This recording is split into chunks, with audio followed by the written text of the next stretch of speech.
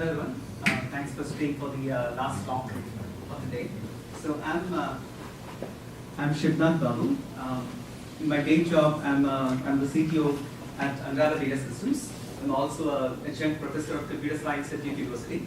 Very actively involved in research over there. In fact, it's great to be back at Yahoo because Yahoo has actually funded a whole bunch of research that I've done, including this work that we did on the first, I would say, the self-tuning Hadoop platform. Like, way before self-driving cars were cool, we're actually trying to do some self-tuning Hadoop. And that was actually a pretty interesting project. I enjoyed a lot of like interesting successes and failures. Today, what I'd like to talk to you about is a bunch of like things I've kind of learned along the way. Right? I'm going to focus on the challenges in like productionizing or operationalizing big data apps. And we'll kind of talk a little bit about like, how we can improve the state of the art, like how things are actually pretty harder than they should be, and how we can improve on that, and I'll give some real-life examples. Press the wrong button. Okay, thank you. So yeah, big data apps, right? I'm pretty sure all of you who are here probably interacted with some big data app, right? Maybe a bunch of you have built these apps, right? And a few of you might be managing these apps. In fact, I had an interesting conversation with a gentleman who is at Western Digital and actually manages a bunch of these apps, right? So what am I talking about? I'm talking about mundane things like ETL pipeline, right? Which might be one of the first things that Hadoop or a Spark cluster might run, to maybe more interesting things like a machine learning modeling pipeline, right? And then like more and more people are actually using like the BI, SQL, like a lot of data cubes being built. In fact, the very first talk on sketches, right? A lot of interesting use cases were around data cubes, right? To the more very interesting, like going back to the previous talk, like the use of Apex and Flink and Spark streaming or real-time streaming apps to like now deep learning and graph analytics and things like that, right? Great apps, a lot of apps being built. You don't get any value from the so-called big data stack without having these apps. Well, there are a lot of challenges in operationalizing or like getting value from these apps, actually ensuring that they run. I think a lot of the times we hear problems like, hey, my app failed, my Hive query failed. I'm not able to get the Spark application to run, right? To things like, hey, like it seems like this application is not scaling. Right? I thought it would actually just when I unleash it, like the Spark, a lot of people do the development of the laptop and then unleash the entire program on a big yarn cluster. Right? It doesn't scale, it fails. Right? Issues can be pretty challenging. Sometimes we hear, my application seems stuck, it's not running. It's like 99% complete. When will we get to 100% complete? Right? Two things like unreliable performance, right? The workload that was running in like 1 hour last week, today's running taking like 7 hours. What changed? So a lot of like challenges like this, and it's not a bit surprised why these challenges actually happen, because the stack is pretty complex.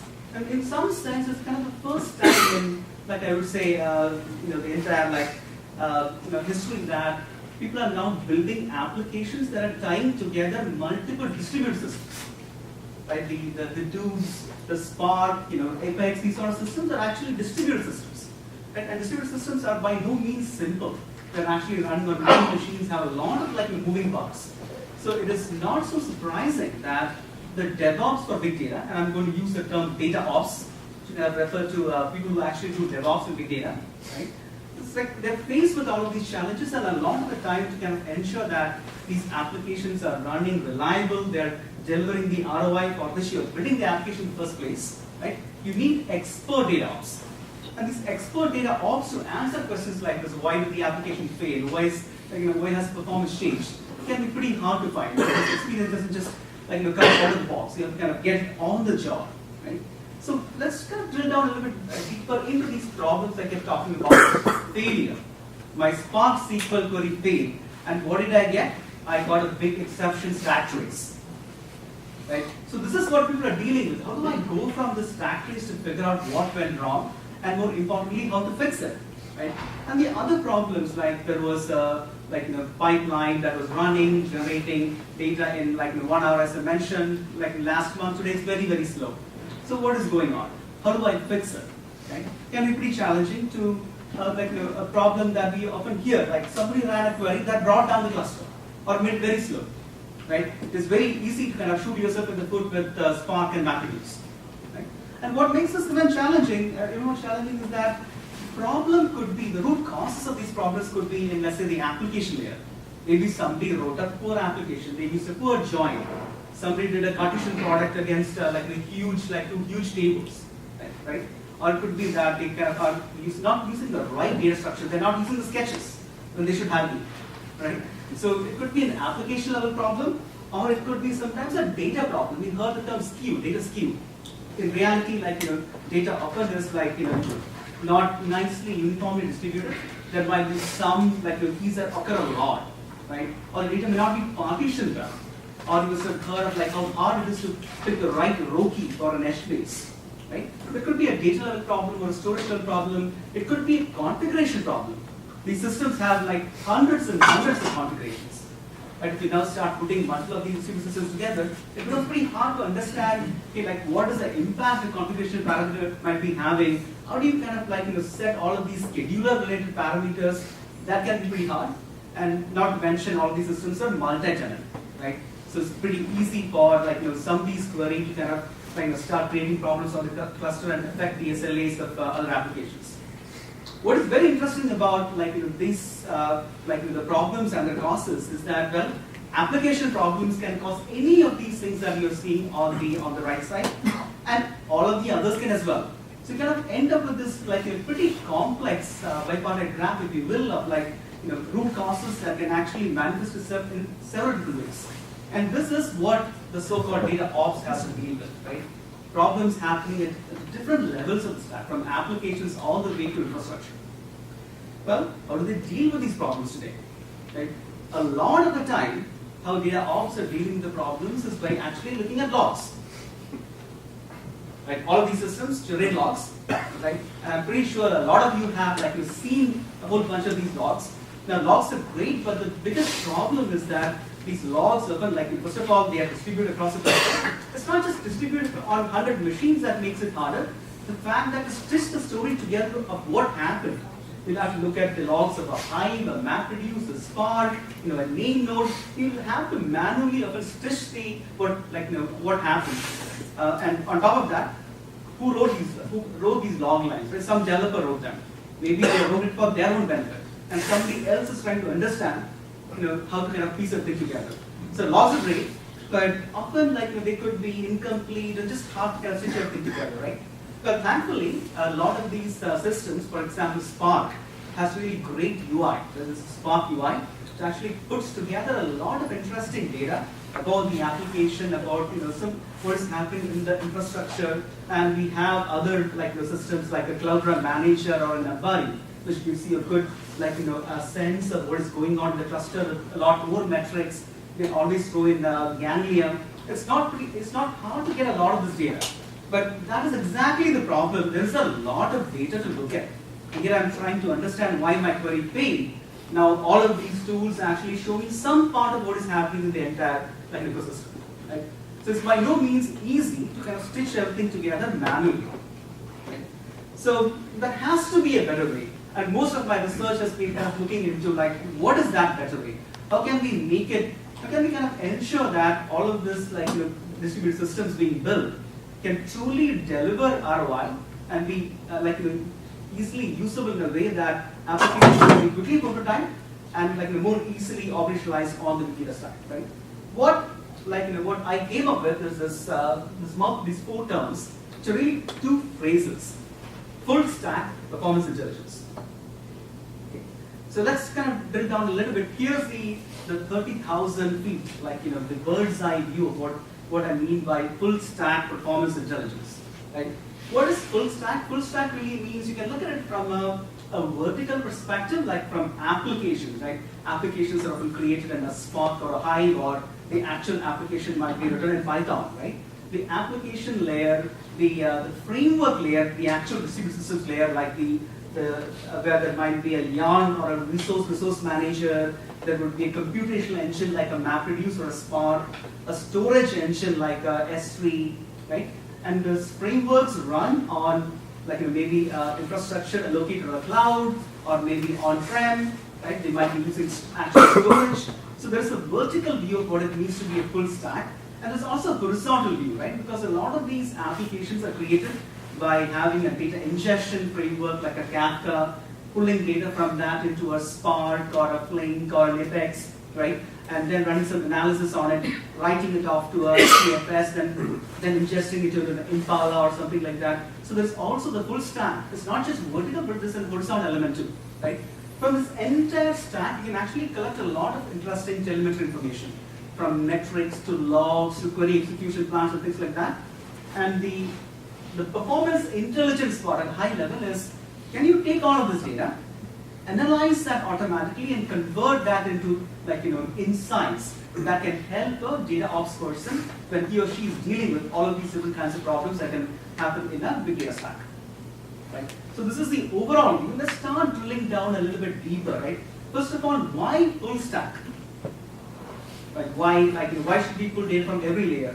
And it's pretty easy to see if you recall all the different root causes that I was talking about. It can happen at any layer. So if you're not full stack, if you're not analyzing and you don't have access to telemetry and monitoring information from the entire stack, you can easily be blindsided. Right? The second thing is, now it is possible. When I started doing a bunch of this research more than a decade back, there was no Hadoop, there was no Kafka, right? Now we have all of these distributed systems, and telemetry information can be very large very, very soon when you're starting to collect information on all of these logs and metrics and things like that. But now we have a Kafka, we have Elasticsearch, we have all of these systems that can be brought to bear on this data. So there's no excuse for not doing full stack today. That's the easy part, right? We can do full stack. But then what is this intelligence? What is this performance intelligence? Right? Intelligence is a very loaded word.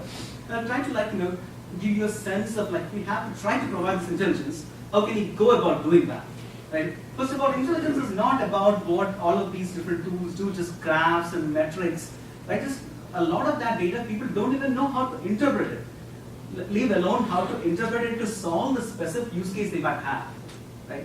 So intelligence is also not about just, we have all the data, let's throw in the latest and greatest deep learning algorithm on that.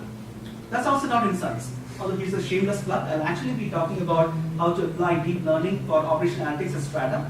Anyway, it's not just about taking a framework. All of these frameworks are available, right? Yahoo themselves have actually developed an interesting deep learning framework. It's not about just throwing a machine learning algorithm and these things, because these algorithms will definitely give you an answer. And often that will be the wrong answer. Okay? So intelligence is really you don't have to be so fancy. It's just about how do you take these different use cases that data ops has and augment them with automation of some of the things that they have to do that they would struggle with otherwise. So let's try to take a little bit of a closer look, right? So what we did is we actually, over the course of the last year, we have talked to more than 250 data ops professionals. A lot of people like yourself, and I would like to hear more and add to this a survey that we've been creating. And we asked them basically what are the challenges that you have, right? With these are people running the big data stack or developing on top of the stack. What are the challenges you have, and how can we bring some sort of an intelligence to actually help you? There's a lot of interesting insights that came out of that. I'm going to, for the purpose of this a short talk, I'm going to summarize that in terms of the different use cases they were talking about, and I'll call them the 3 Ps. Right? This is where people felt some intelligence, automatic intelligence, can actually help them deal with problems in the big data stack. The first one was, a lot of the problems was, I have a problem, and I'm trying to troubleshoot it, I need to fix it. This, for example, a query is failing. I need to actually get it back running. Right? So a lot of problems fell into that category. A whole bunch of problems also fell in the category of I'm not firefighting now, but I want to be proactive in managing the stack. So tell me about problems even before they happen, so that I can actually try to prevent them. I don't want to get into a firefighting mode. That's what I'm calling the proactive, categorization. And then a lot of problems also fell into, I have to plan for the future. I have to do capacity planning. I don't be smart about it. I'm actually trying to move some apps from an on-prem cluster to cloud, right? Because I plan for what resource I'm going to allocate.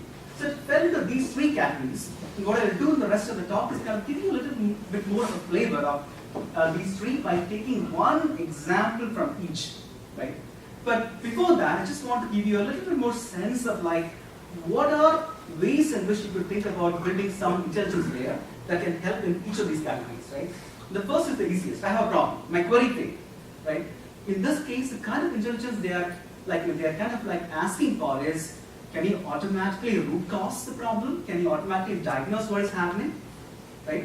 Which would be great. It would be even better if you can actually tell me how to fix it. In fact, it would be best if you can fix it automatically, right? This is the kind of intelligence they're asking for in this category. The next category is a little more complex. This is where the problem may not have happened, or it might not be very obvious, right? How it's actually impacting. In this case, they're asking for like, can you kind of detect that problem automatically and surface it? Of course, the other two, can you diagnose what the cause is and help me fix it? And in some cases, the fixed part is even harder because you have to prevent the problem from happening, right? It's harder than the first category. And the third is actually the hardest, where they're thinking about planning and moving some apps to the cloud and things like that. It's a hypothetical scenario that has not even happened. Right? Can't even detect. You would kind of do some sort of like what I'm calling here a what-if analysis. They're kind of like, you have to plan for something where there's a change from what is going on right now, right? So I'm going to go into one example in each of these categories, right? In the time I have, right? Let's take the intermediate category. Let me start there. Being proactive, right? A lot of production use of the big data stack is to run these constant pipelines, right? Which are running every hour, every day, and they might be comprised of like, data being pulled from a Kafka, maybe some Spark application running on it, maybe some Impala or Hive or something like that, kind of running on it, and maybe data might be getting pushed into a Redshift, for example, right? And it's very hard to kind of like keep track of these end-to-end pipelines, right? Especially if you have SLAs on them. Right? The report has to be generated by 6 a.m. in the morning, right? Here, you don't want to like, wake up at 6 a.m. and your CEO report is not ready, and the CEO is kind of screaming at you, right? It would be great if you can proactively warn that, hey, like this pipeline that you're running every day is actually in danger of missing an SLA because of some reason XYZ, right? If you can get these advanced, like notifications, you can try to do something about it rather than firefighting. Right? This is an interesting example where a lot of these different kinds of intelligence, right, like automatic anomaly detection, automatic baselining of performance, right, automatic correlation and like causation kind of analysis can be brought to bear. And I will try to kind of show you some examples along the way, right? So first of all, this problem must be like familiar to a lot of you, but if not, right, here is an example of, let's say, constantly running data pipeline, right? What you see in this graph over here is basically it's kind of finishing in around like 16 minutes, most of the time. But occasionally there is a big spike, there's a big jump in like the time it takes to complete, like 3 or 4x, right? And when this happens, the pipeline might not be meeting its SLA, right? Another way in which it can happen is like sometimes performance is good, but slowly starts to trend up. And these are the cases where you would want to actually detect the problem ahead of time, so you can actually try to fix it before it has it fails the SLA, and things might actually be pretty bad. Well, the problem is hard for a couple of reasons. First of all, you have to kind of understand, often there are no well-defined SLAs. You might have to automatically baseline performance and understand what the SLAs are, right? And the other reason why it's very hard is like a lot of different things could change. For example, maybe it's taking a lot of time today because the data size that you got was actually 3 times the usual data size you get, right? Those might be sometimes the kind of easy cases. Sometimes the problem might be, here I'm showing that the example I actually showed, where the performance was actually, the time was kind of starting to trend up. It's not because of I. The same amount of data is being processed. So what else could have changed? Maybe the application might be like waiting for a long time to get resource allocated. Maybe it is actually like somebody checked in a different code or changed the configuration, right? Any of these things at a lower level could have happened, or maybe sometimes maybe some nodes have died. That could actually cause this change in performance, right? So how would you manually go about root causing a problem like this? Often what people might do is they take, here's a bad run, right? A run that took much longer, right? So if you see on top, I'm actually showing this as an example workflow. where there are like this composed of a bunch of high queries, right? The dot represents the time is actually, let's say, imagine the time that's taking right now today, right? That's a bad run that's taking much longer, and the one below is actually a good run from the past, right? Which is actually like ran pretty well. If you're trying to root cause something this is manually, you would want to compare a bad performance with a good performance to see what changed. Clearly, the time at the highest level changed. What at the lower level could have changed that explains the change in higher level time? Right? To start to drill down a little bit more, in this example that I have, if you drill down into the level of individual components where time is going, right? The two components you can actually spot that I've highlighted, where today is taking 2x the amount of time that it used to take in the past. This is the good run, and at the top you have the bad run, right? So you actually would go about, manually if you're doing it, you correlate the price level to drilling down into individual components. What explains the change in performance the most? Right? This is one kind of analysis you do. But this alone doesn't root cause the problem. You probably have to drill down a little bit deeper into okay, I know that these components had a change in time. Where is that time actually going? Is it because of higher level resource usage? Is it because of something else? Okay, what I'm showing is a Gantt chart, which is showing from these 5 high queries, from the x-axis is time, each bar represents the start time to end time, right? If you drill down at the level into these 2 high queries which had a change in performance, right? This is the amount of time it took from start to end. It's actually composed of a bunch of MapReduce jobs. Notice how there were a bunch of jobs, but there's a lot of white space in between the jobs. This high query is actually running jobs. If it were to run like it used to, it would actually not have each of these jobs would start immediately on the other. Right? But here there's a lot of white space. So something is causing the high query, even though the high query is actually running, not able to get its job started on time. This is usually an example of some kind of contention happening in the cluster. Right? Here's another example, just to kind of illustrate for this query. The jobs are all running nicely one after the other, but the first job had a big wait. So query started, but it's not able to get any execution launch of the cluster for a long time. Right? So we start a root cause at kind of this level. You can basically try to get to the problem, but the point is that again, contention. There's some kind of contention happening. What contention? There are a lot of ways in which resources get allocated in a Hadoop or a big data stack. So the resource manager might be allocating, making decisions on, I will not admit more than 3 applications for use at one time, right? Or there's some delay to kind of get an application master allocated in the cluster. A Spark, there's delays to kind of get executors allocated in the cluster, right? There are a lot of different types of resources and weights. Now that's not where it stops, right? There are more from the Uzi level, there are different kinds of weights. And even more sometimes pretty hard to diagnose, a name node can become a bottleneck, where RPC calls being a way to the name node or a metastore can actually take much longer, right? How do you detect all of that? Because the way in which they manifest, like I was showing in the previous slide, could be very different. So manually itself is pretty hard, but the point is now if you really followed what I was doing, the kind of things I was actually showing manually can all be nicely automated by doing automatic anomaly detection, by comparing the previous run with the earlier runs to kind of say that this run looks anomalous. And you can then start to break down that anomalous part into where is it coming from, which component is it coming from, right?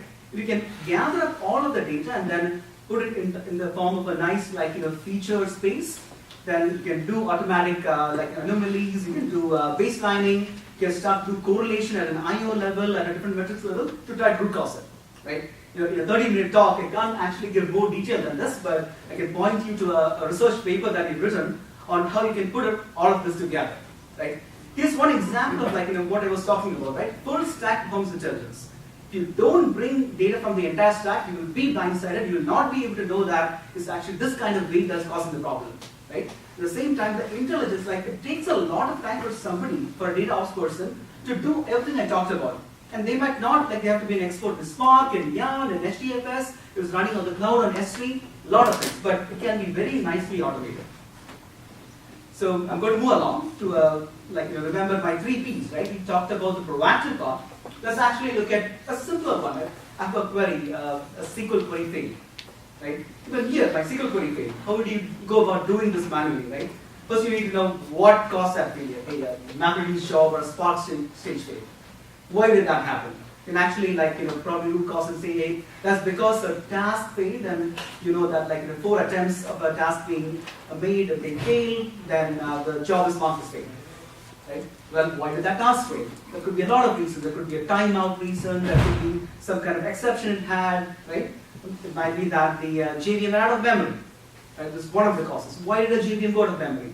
This can happen because, again, if there was a memory leak to things like data skew that we talked about, right? Where one task gets much more data to process than others, right? Okay, is skew actually caused it?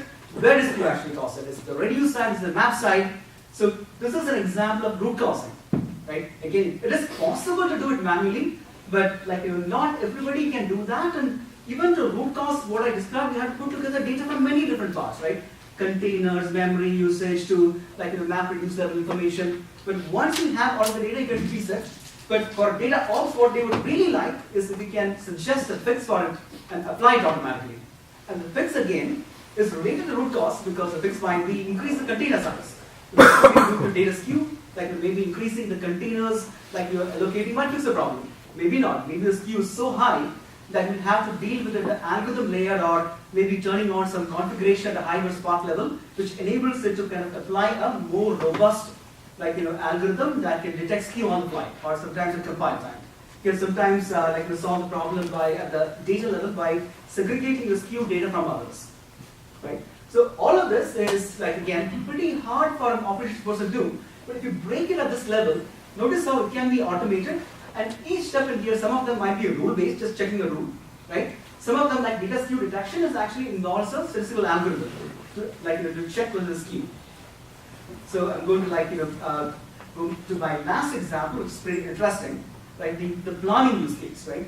Planning is where here's an example of a common request that we see that data ops has to meet, especially in the last couple of years, and we see a lot of it I think going this year and next, where people have to move applications that are running on premises to the cloud, right?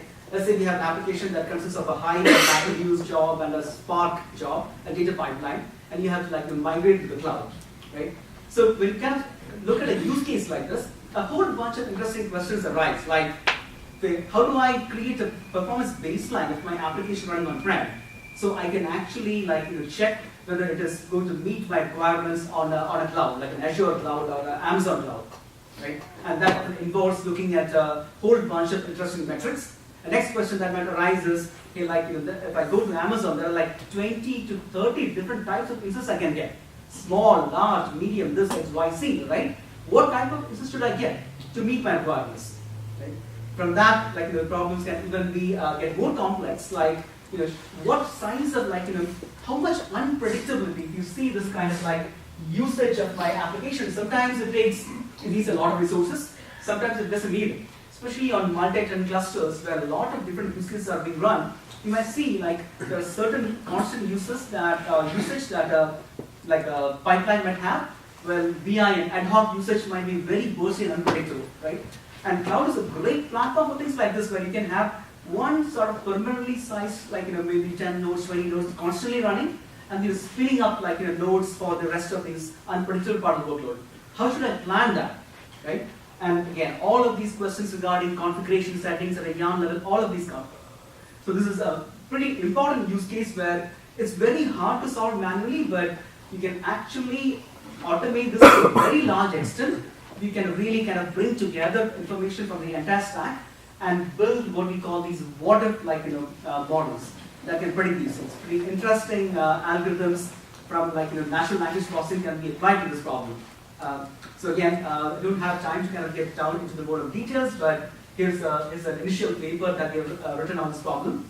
So basically, in a nutshell, what I've tried to do in the talk is to kind of give you a feel for how the big data stack is great, but building applications on it and ensuring that those applications are running well is a major challenge, right? Applying to this, which has been like getting this a lot of interesting successes, is full stack performance intelligence.